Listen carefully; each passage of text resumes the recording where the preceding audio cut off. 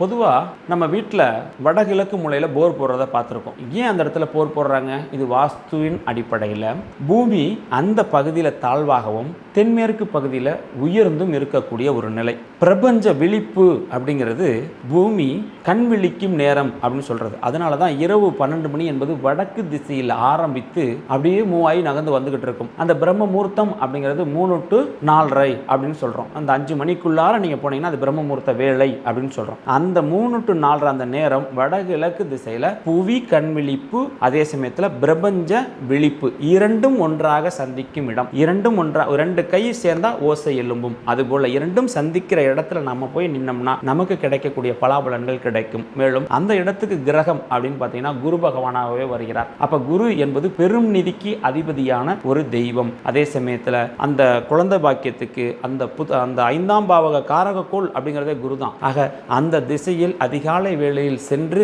ஒரு டம்ளர் தண்ணி வச்சு நீங்க உங்க குலதெய்வத்தை நினைச்சுக்கலாம், உங்க இஷ்ட தெய்வத்தை நினைச்சுக்கலாம், எதை வேணாலும் நினைச்சுக்கலாம். நினைச்சு 10 நிமிஷமாவது தியானம் பண்ணிட்டு அந்த நீரை நீங்க பருகி வரும்போது பெரிய மாற்றத்தை உங்களுக்கு கொடுக்கும்.